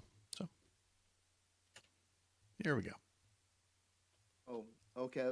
There we go. And just making note that Andrew Ridgely celebrates a birthday today. Again, today's history lesson and musical memories every morning at about 6:50 here on Up North News Radio. Mark Jacob back with us now, talking about some of the headlines of the week. And before the break, we were getting into this whole notion of saying that one of your big policy things, one of the big things you want to get done is the border. All we ever hear about is the border. And we talked to Senator Tammy Baldwin this week, again, who's trying to get something done on the border, recognizes that fentanyl is a major problem. 1,400 deaths in Wisconsin in 2022 as part of the opioid epidemic. We need border security, but when you've got one party, in this case the Republicans, screaming about the border, but won't do anything but a my way or the highway approach, it just kind of exposes it for the sham that it is, Mark. But I just don't know if voters are picking up on that. Yeah, I mean, that's the thing about, you just have to hope that the voters know what results are and know that the whole performance of the House Republicans in this session has been, goofy investigations, crazy hearings, showing, nude pictures, just insane stuff, but not delivering, not delivering anything for the American people. And you have to hope that message will go through. I hope that the Democrats will do that at some point. You would hope so. And these are the kinds of things that you talk about through your Stop the Presses newsletter and your Media Misses video. So what are some of the things that you're working on those fronts? Well, on Media Misses, which is I do with Stephen Bestschloss, who also has a newsletter, we talked this week, and that's online now at stopthepresses.news, is we talked about Abby Phillip, the CNN person, on the New Hampshire election night, talking about how, well, nobody likes Biden, nobody likes Trump. This is just a contest of two really old people, and the first person who dumps their 80-year-old is going to win. Well, number one, nobody's going to dump their 80-year-old. It's pretty obvious it's going to be Trump versus Biden. And the idea that nobody likes Trump, nobody likes Biden is kind of stupid, considering how many votes Trump got and how many votes Biden got as a write-in. I mean, he's a write-in, and he got pushing 70,000 votes in a not really very interesting race. And I got to tell you, Pat, I think, you look at the continued economic news that is surprising the experts, and this is coming off of a really damaging situation with the pandemic. And so this kind of soft landing after that is incredible. And I do feel like the American people are finally going to get it. And for Abby Phillip on CNN to try to act like there's this equivalency and nobody cares and everything's crummy. I mean, my feeling is that all hurts democracy. That's this idea that we should all just give up and let whoever wants worry about it is just damaging. And that's not what we want to hear from our news media. Look at the issues. Look at the people. Talk a little bit about Donald Trump and how he can't seem to put together a coherent sentence these days, and how he doesn't know who he's running against. He thinks that Nancy Pelosi and Nikki Haley are the same person. Talk about that a little bit. Don't just, they're old, because Biden's old. So is Trump, but Biden can't do anything about it. It's not like he can do anything about it. I mean, Trump could do something about all his terrible policies and his hatred and craziness. Issues. We should talk about issues. Yeah. Well, look, here's another New York Times headline. After a barb from Trump, our fashion critic weighs in on Nikki Haley's dress. Again, a real headline in the New York Times, because Donald Trump said some nasty things about the dress Nikki Haley wore when she spoke in New Hampshire on Tuesday night, which again makes him look bad. but somehow it makes the New York Times look worse when they do a follow-up saying our fashion critic weighs in on Nikki Haley's dress. Again, begging the journalistic question, why? Right. But this, today in unnecessary journalism is what I call that. And, that's even worse than that, because not only is it trivial, but it also just like buys into Trump's kind of sexism. I mean, it's goofy. It's like, well, since Trump wants to make the issue all about Nikki Haley's dress, let's make the issue all about Nikki Haley's dress. It's the way that the right wing has been super good at framing issues and at putting out little crumbs, and the news media just follows those crumbs wherever they lead. Do you think that there's hope that more media outlets will realize that a party that trumpets itself as law and order, but is now beginning to cherry pick which Supreme Court rulings to follow and which Supreme Court rulings to ignore, might show a sense of hypocrisy when you have people like the governor of Texas, openly defying a Supreme Court order of not letting migrants drown? Yeah, you have to wonder about that, because I mean, obviously the majority of the American people were upset about Roe versus Wade being overturned, but I don't remember people saying the Supreme Court doesn't have the right to do it, or that we're going to ignore the Supreme Court. Instead, they tried to do workarounds. Various states have done various things because the Supreme Court's the Supreme Court. I mean, we don't particularly like the way Mitch McConnell has been stealing Supreme Court seats, but at the same time, that's the system, and I think it's best to work in the system. And Pat, I'm curious what you think about this, because it seems to me that the news media have underplayed that story, the story about Texas and all these other red states kind of saying, we're going to ignore the Supreme Court on the border. And I just wonder whether the news media is afraid to make it into a big issue because it could become a big issue. And I think that, I think they're a little afraid of it, because it does feel a little bit like Civil War II, or at least like the Little Rock desegregation crisis in 1957, when Eisenhower had to send in the 101st Airborne.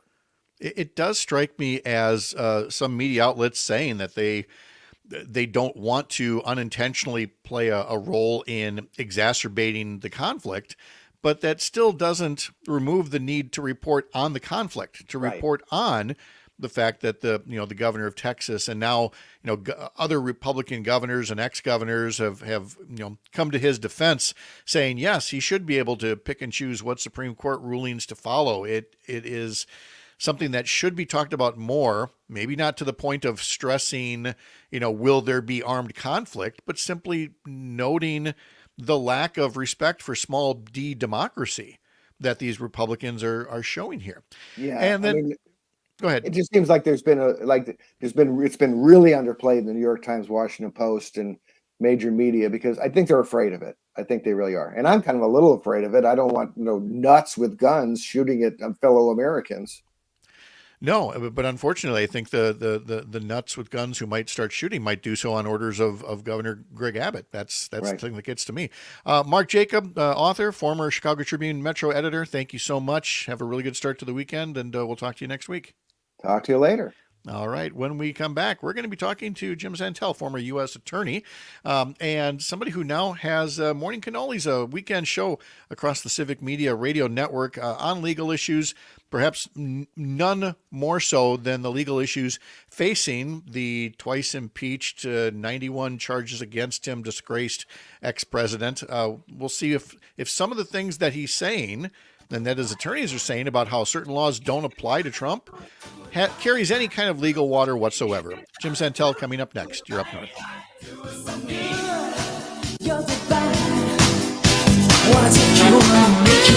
Tell me it's a crime. Everybody knows where the good people go, but where we're going, baby, ain't no such word as baby. Is the Shaw, WAUK. This report sponsored by Current Electric. All right. James, how are you? Pat, how are you this morning? Good to be with you. Thank you for inviting me on. Oh, my pleasure. Thank you so much. All right. As you know, this is our 5-minute break here at the bottom of the hour, so I just wanted to give you a quick hi, and I'm going to put you back in the waiting room for a couple minutes just so you don't have to worry about making noises and things during the break. And we'll be right back with you. Wonderful. Thanks, Pat. Right. Yep. Businesses. With 8,500 five-star reviews and growing, I'm so very proud of our team of heroes. Go to callcurrent.com. That's callcurrent.com, home of the superheroes. Young farmers, their families, and their neighbors getting ready to host Wisconsin Farm Technology Days 2026. I'm Pam Yonke with a quick update on what's happening in food and farming news for a Friday. And it's actually kind of a surprise to many. Matt Radetsky, 35, and his brother Sam, 27, farm just outside of Stratford. When their dad sold the cows in 2011, Sam thought that was the end of milking, and he was pretty happy about it then. The day of my dad's auction, I told him it was the happiest day of my life because I was never going to milk another cow. And, I really believe those couple of years of not having it from 2011 to 2013, just gave a new perspective, I guess, on, how much I missed not having the animals there. So when Matt pitched the idea of, trying to start milking again, I was all for it. Sam Radetsky, along with his brother Matt, reignited No Joke Dairy outside of Stratford, your host for the 2026 Wisconsin Farm Technology Days. Innovation, that's BioVet. The end of harvest, snow-covered fields, and an early morning sunrise. Winter is a good time to evaluate your livestock's health. BioVet loves seeing healthy animals contribute to your farm's profitability. The knowledge and support from our team is here to help you make the difference in the health and productivity on your farm. Help your livestock stay healthy and call 1-800-BioVet1 or visit bio-vet.com. Innovation, that's BioVet. TH Agrochemicals has more than 40 years of experience of their family helping your family find the best agriculture chemicals and fertilizers at the most economical prices. As an independent dealer and distributor, TH Agrochemicals has a diverse line of agriculture chemicals available without breaking the bank. Be sure to visit their booth at the Corn Soy Expo at booth 303 or visit thagrochemicals.com. TH Agrochemicals, good people to grow with. And it may seem like the Wisconsin State Fair is quite a distance down the road, but in reality, they're accepting entries right now. Wisconsin State Fair reminding the amateur vintners and home brew competition folks that their entries are due to Wisconsin State Fair by March 7th. You can always find out more about what's happening with the Wisconsin State Fair and entries that are available online at wistatefair.com. And remember also, applications for the Century Sesquicentennial Farm and Home Recognition that happens at the Wisconsin State Fair. Those are also being accepted right now. Application deadline for Century Sesquicentennial Farms and Homes, March 1st. We've got details up at MidwestFarmReport.com. I'm Farm Director Pam Yonke. You're listening to The Shaw, WAUK.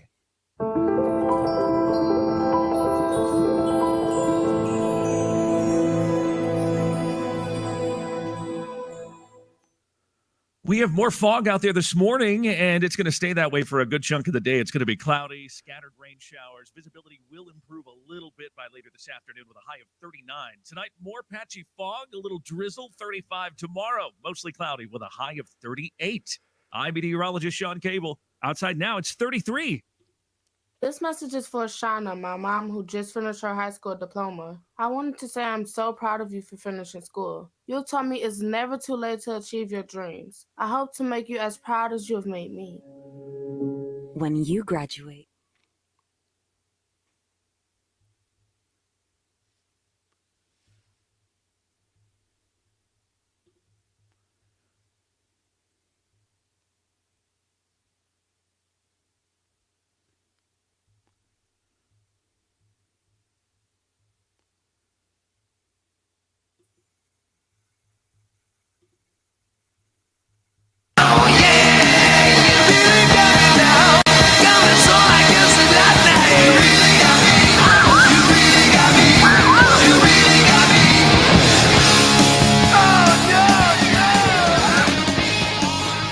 Making note one more time of the anniversary of Eddie Van Halen. who would have been 69 years old today, passed away in 2020, but gave us so many great guitar solos over the years. Former U.S. Attorney Jim Santelle is going to join us in just a sec, but first, just a little bit of breaking news from Governor Evers' office announcing that he is appointing Milwaukee State Senator Lena Taylor to be a judge in Milwaukee County Circuit Court, Branch 41. Taylor will complete a term that's been vacated for another year and a half or so. Lena Taylor has been in the legislature first as a state representative in 2003 and then a state senator in 2005. I served alongside her for 4 years and could tell you all about her career, her dedication, her personal style, and how much she will make an incredible judge for the folks in Milwaukee. So congratulations to soon-to-be former Senator Lena Taylor, soon-to-be Judge Taylor, getting that appointment from Governor Evers. All right, let's bring on Jim Santelle. You can catch him on the weekends here across the Civic Media Radio Network, speaking about all things legal and beyond. James, how are you this morning? Pat, delighted to be with you this morning, and important to talk about these cutting-edge issues, both here in Wisconsin and way out in Washington, other places around the nation. Good to be with you. Yeah, without a doubt. And we talk so much about the political end of these things, and it for good reason. But there are the legal questions that need to be examined more deeply. We've talked about, is Trump qualified for the ballot or not under the 14th Amendment, and what's this about presidential immunity and how absolute should it be? So I'm really glad that you're free to help us tackle some of these things in a bit more detail. As you look at all of these, I'm actually going to let you pick the one that's first. As you see the several issues on the legal landscape, is there one to you that either you find most interesting, most troubling, most challenging as courts weigh all of these many things facing Donald Trump? There are actually three matters that are either right now or potentially going to be before the Supreme Court.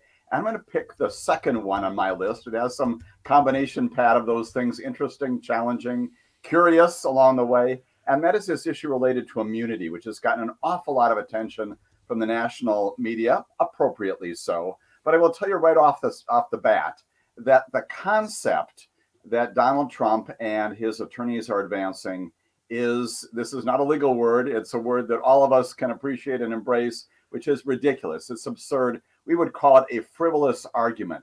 The notion that the president of the United States of America is completely immune from prosecution for acts that he or one day she may take in office is quite literally absurd. If you think about it, this is the basis upon which actually we established our nation, right? We got rid of the king. We got rid of folks who are going to be completely immune from touching by any government authorities out there.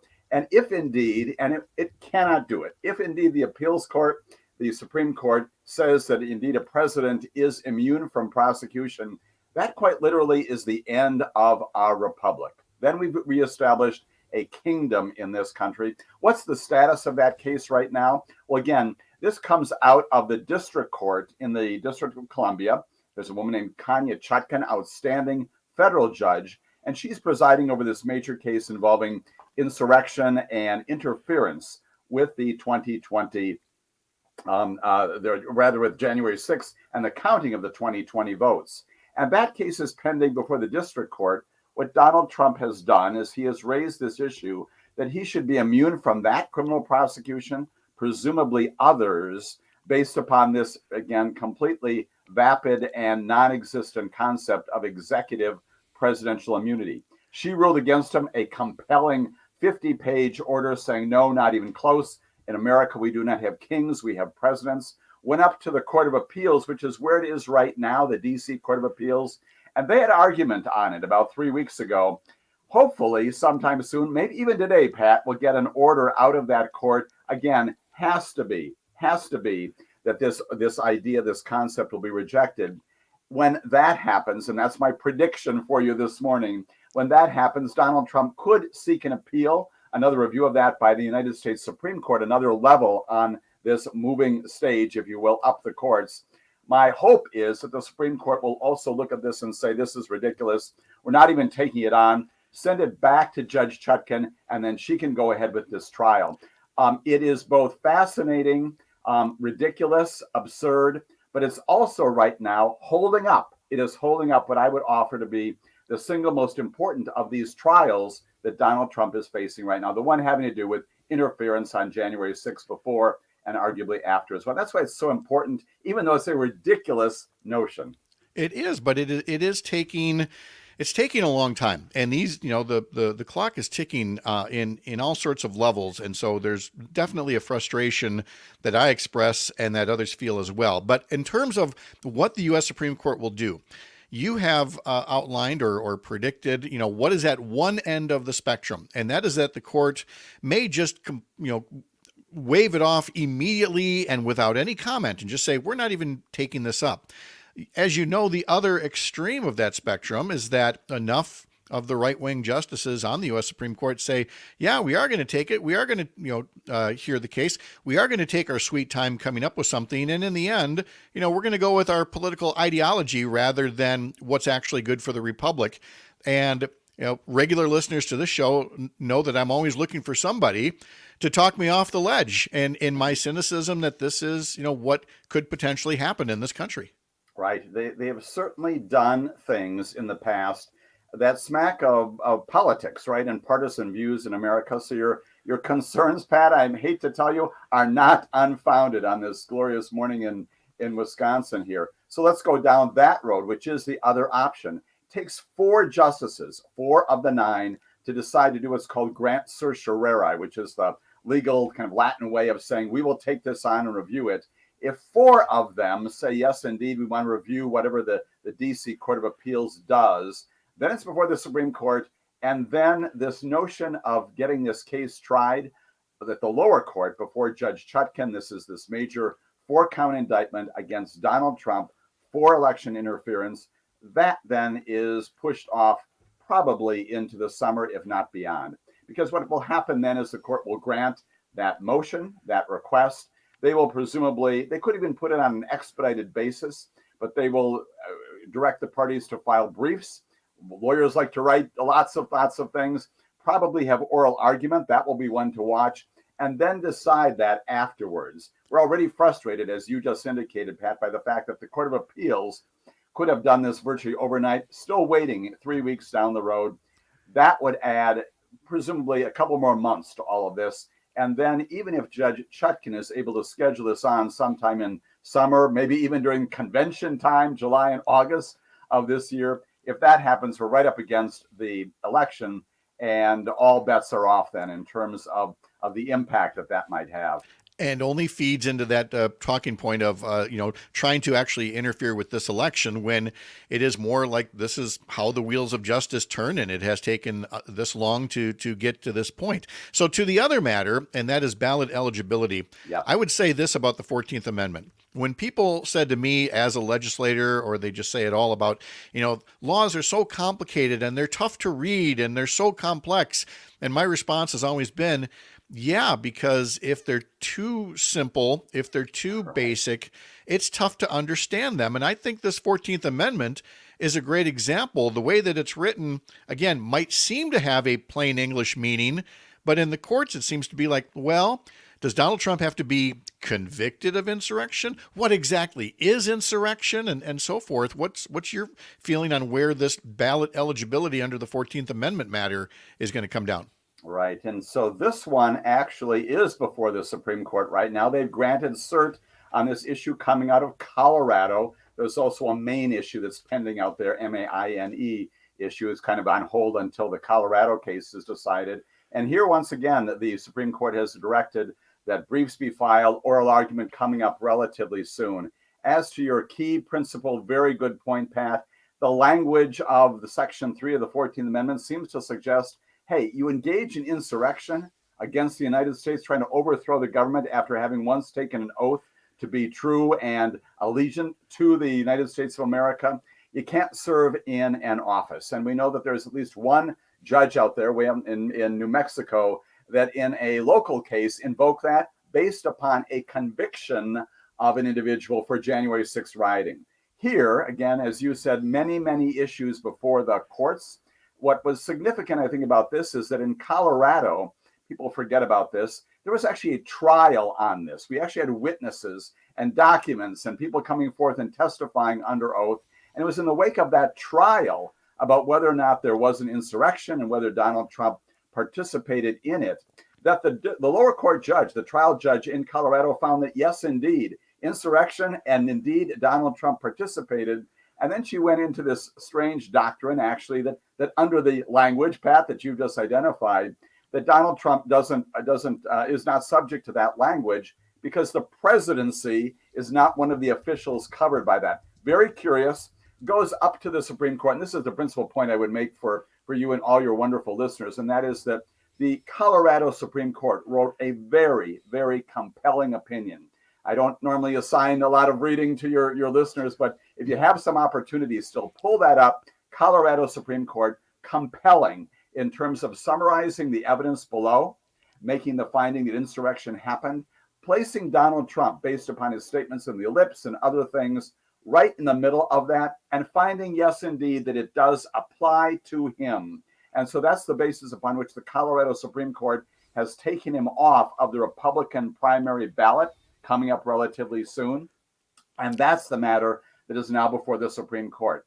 Again, in the morning of predictions, perhaps what I will say is that the Supreme Court, to your point about sometimes not following the law, on this very compelling opinion when you read it under the 14th Amendment, Supreme Court's got a lot of off-ramps, if you will. They could find, well, there was some procedural problem here. They could find, if they go back to the lower court, that, well, the 14th Amendment doesn't apply to the presidency, which is very curious. They could do that. They could say only the legislature can make this determination, that you need a conviction, all kinds of things short of simply embracing and affirming the Colorado Supreme Court in this matter. Yeah, a lot of off-ramps. The same people that are always arguing about people getting off on technicalities, we'll now look at them as off-ramps. So this is a bit of a taste of what you hear from Jim on a Saturday show. What other things do you have coming up for discussion purposes for our listeners? Sure. And we've always talked about this as well. As I mentioned, Pat, we'll chat about it again even tomorrow morning. There is this third case out there that, frankly, to answer your very first question, among the most significant. It hasn't gotten a lot of media attention, but it's a case called Fisher, Fischer. Donald Trump is not named in this case. It's one of the 1,200 people who have been either charged, convicted, sentenced for the insurrection on January 6th. Fisher is raising the issue that the statute under which the federal government and the US Attorney's Office there prosecuted him is not applicable to his conduct. It has to, for your listeners, it's Section 1915 of Title 18. Only federal prosecutors are focused enough to know the exact names and numbers of that. But the reality is that that's significant because if the Supreme Court, and that the Fisher case not scheduled for oral argument yet, Supreme Court says Mr. Fisher is right. He was prosecuted under the wrong statute. Why is that significant for Donald Trump? Why is it the third in this series? Because Donald Trump, 2 of the 4 counts under which Donald Trump was also prosecuted are under this Section 1915. Supreme Court comes back in Fisher and says, can't use it for this kind of conduct, and that the case against him is sliced in half by the Supreme Court. That's the one that I'm a whole lot more concerned about, even beyond these other 2 that are out there. We're going to be talking more about that tomorrow and the weeks ahead. To which I can only imagine, more than half of America just doing a face, a hand of the face, if this is really what it's all come down to. Jim Santelle, good to talk to you. It's been a while. Let's do this again real soon and get more of this on Saturday mornings from your show. Always delighted to be with you, Pat, and have a good week. We will talk again soon about things important to Wisconsin around the country. Take care. All right. Take care, Jim. Thank you so much. When we come back, we'll talk to Dan Schumacher, and we'll get the weekend kicked off looking at some of the sports that are coming up for your entertainment on this Friday, January 26th, live from Lake Wissota across the Civic Media Radio Network. This is Up North News Radio.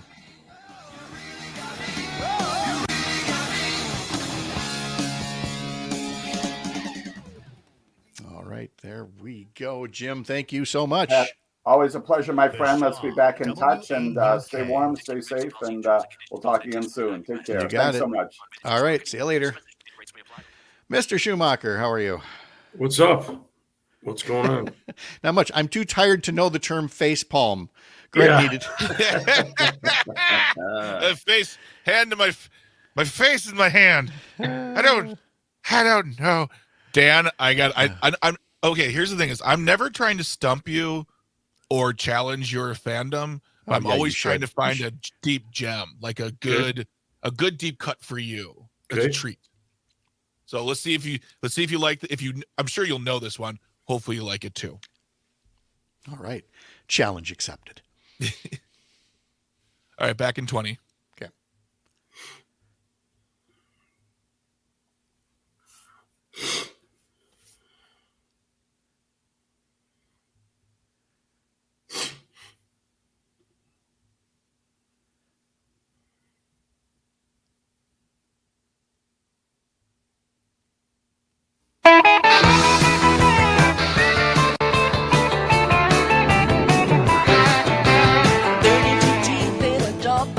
All right, get away. I can't even introduce the two deadheads over here, Dan and Greg, without them jumping right into what the tune is this week. Yeah. So, Greg, you found a little diamond in the rough there? Yeah, I found one. I look usually. I look under like tracks that fans know, deep cuts. No fair weather fans. So this is from the era what they call Disco Dead. Disco Dead. Okay. If you honestly look up the cover and it says everything. Yep, it's a white album, what they call, and they are all dressed up like John Travolta in complete white, leisure suits, everything for the cover of the thing. Shakedown Street came out of this one. A bunch of songs that the Deadheads said they're turning into disco. It was like in the late 70s, and so they called this album Disco Dead. Yeah, and there's plenty of wind blowing their hair. Yeah, too. Exactly. Yikes. Well, it was the 70s. Baby. We did a lot of stuff. I was too young for that. Before I get going with Dan and sports, it's Friday. It's the end of the week. It's been a long week. What's the phrase I was looking for, Greg, when one takes your face and puts it to your hand and your face? Is it what? What is it? Keep going. He sends me this note. A face palm, Pat. It's called a face palm. And I could not get face plant out of the way, which is, when you stumble and take a digger that way. But no, face palm is what the country would do. If and it makes this noise. Yeah, exactly. There's a great Leslie Nielsen Police Squad, thing with the entire theater of people, clapping their hand to their forehead. There's a rumor they're going to remake that show with Liam Neeson. There's a rumor. Liam Neeson, really? Instead of Leslie Nielsen? Destroy his career, but I don't care. Okay, it's not going to include O.J. Simpson, I hope. No, he was with Taylor Swift at the Chiefs game the other day, though. I don't even know what to do with that information. Not at all. I'm not kidding you, man. They showed something on the internet where Taylor Swift is in the suite because they were playing the Bills. And they transposed O.J. Simpson cheering in the background with her. Okay. There. You got me there. All right. Yeah, it was kind of funny. I mean, you see O.J. I knew a suspect when you said on the internet. Yep.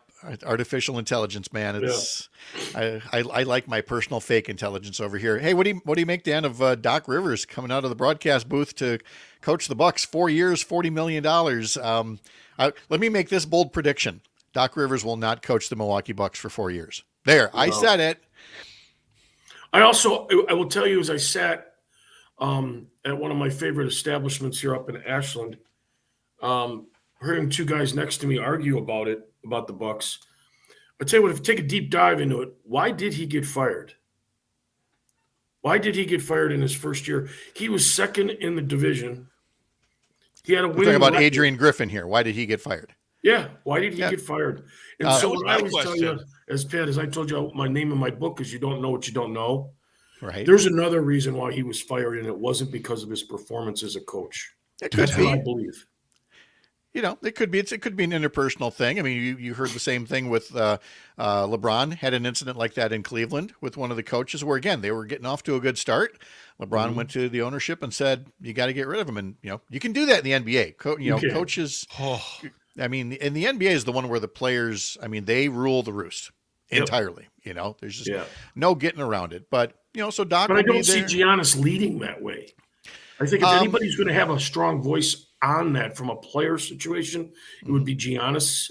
But I don't see him as that kind of character guy that's going to go to management and say, I demand, you know, to get rid of this coach. Maybe not, but I mean, again, what we see of Giannis is what we see on the court and the persona that he wants you to have, and it works. You know, he was the top vote getter for the All-Star game. Announced yesterday, he'll be the Eastern Conference captain.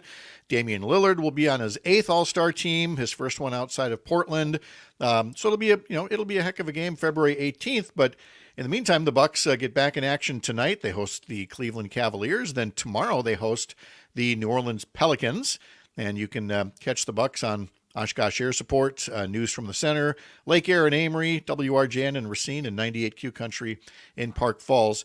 Then you've got the Badger men's basketball team, 13th ranked in the country. They are hosting Michigan State, 7 tonight at the Kohl Center. And Dan, I don't know that I'm ready to say that the Badgers are they peaking too soon, or is this a team that is, you know, the little engine that could and is just going to keep climbing up the rankings from this point forward? No, I never really have thought of a Greg Gard team as an up and down team. I've always felt that they portrayed their coach's personality, which usually Greg is very even. I mean, he'll get fired up once in a while on a call or something, but in my own personal interactions with Coach Gard, he's a very calm, very measured in many ways when he talks to somebody, when he interacts with one of his players and things like that. So I think the Badgers are for real. I got a kick out of the fact is that people were complaining that he's over in Minnesota rating players for recruits because he signed, I think, 2 kids out of Lakeville South High School from the same basketball team, signed them and got commitments from him. So, you know, he's been very steady. He's been consistent. You know what you got with Coach Gard. I think the Badgers are in a good position to make a nice run.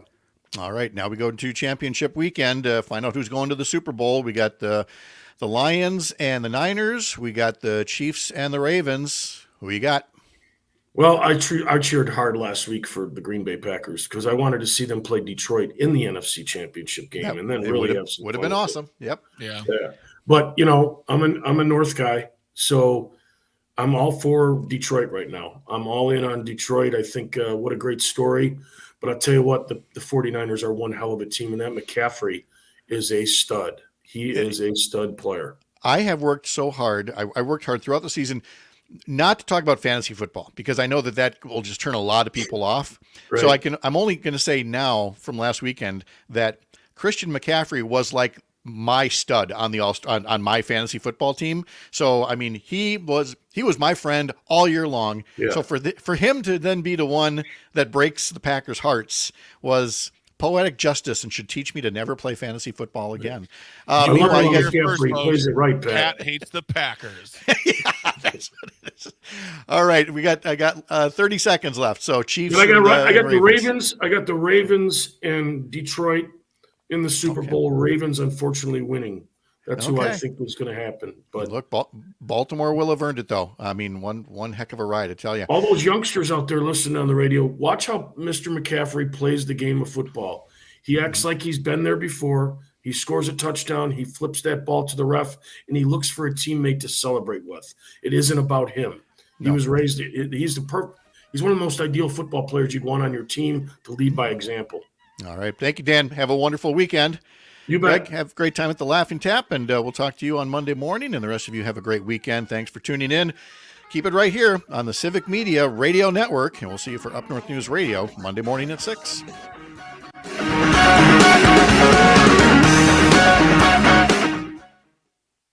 Parkway are fighting traffic on the interstates.